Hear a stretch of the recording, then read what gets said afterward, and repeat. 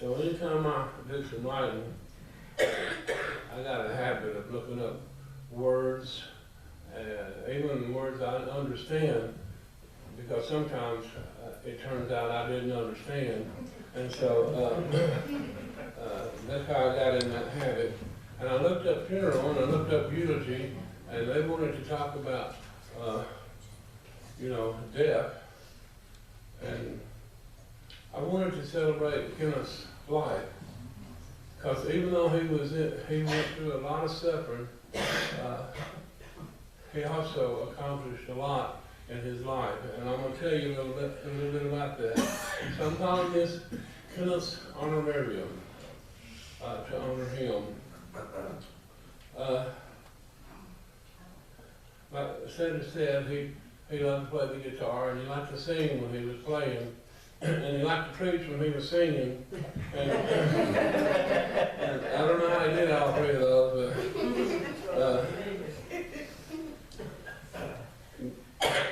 if God had not already had a plan for Kenneth's life, he would have given George Jones a run for his money.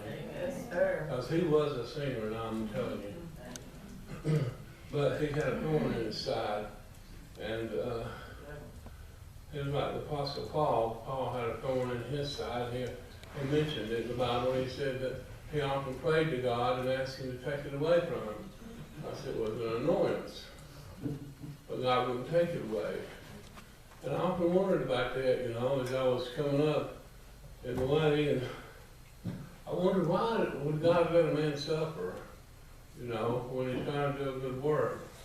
Well, that's why, to keep him doing the good work.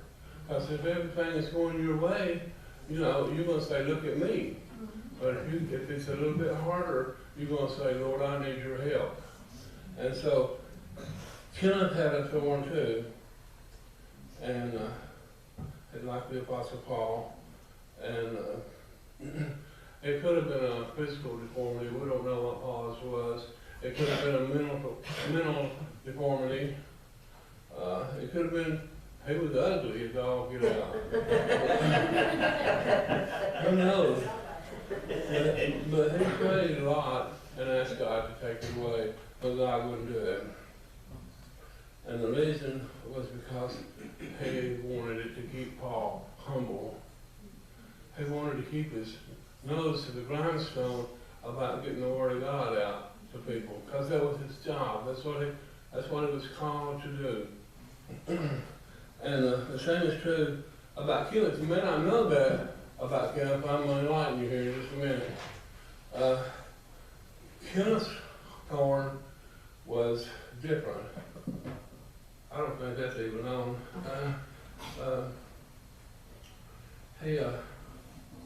It was a disease. The CDC and the American Psychological Association both agree in their writings that alcoholism is a disease. And even though Kenneth prayed about it, just like Paul, even though Sandra prayed about it, Mama prayed about it, I prayed about it, all our brothers and sisters prayed constantly and almost forever, but God, it was to no avail, because God wanted that thorn in his life to keep him where he had him. And where he had him was this. Kenneth, his alcoholism caused a lot of suffering. Part of that suffering was homelessness. Part of it was sickness.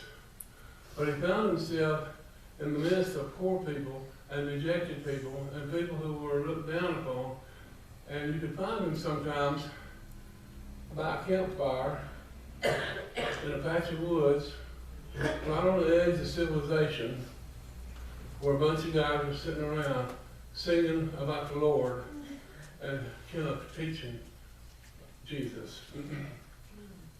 No telling how many times, no telling how many souls were touched, no telling how many seeds were planted. And there's no telling how long the ancestry from those seeds will grow. That's a pretty good legacy, I'd say, for any man. Yes, sir. You know? Yes, sir.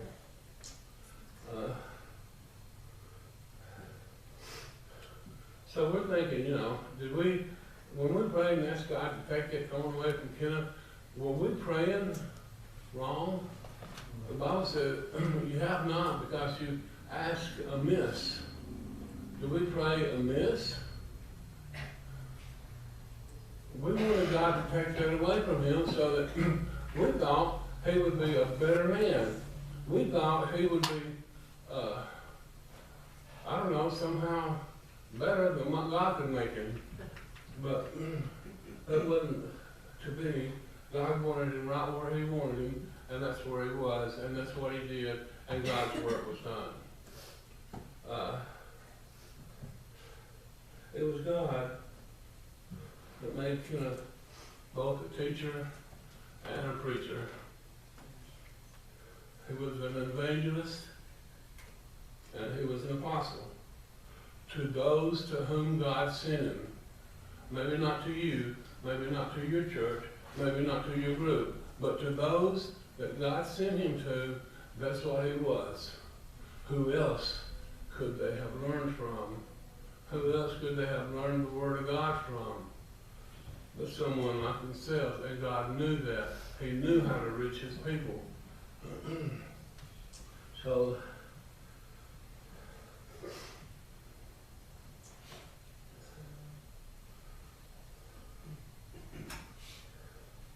he went to people who were not understood. The only way you can understand those types of people, most of us wouldn't wander off in the woods and try to find some people to preach to. Most of us wouldn't have the time of day for people who look ragged and down and disgraceful and stuff. But Kenneth did. And it was because he understood. Like I said before, he had lived a life. He knew what they was going through. He knew what their problems were, and he knew the answer. So, untold many lives were changed for all the better because God used Kenneth to plant a seed of faith and spark of hope in people's lives. And Jesus said, a prophet is not without honor, except in his own house. Sometimes we don't always know what our brother or sister is doing. We don't know the depth of God's involvement in their life.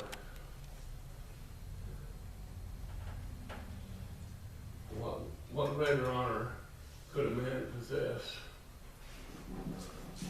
than to be called by God and used according to his purpose?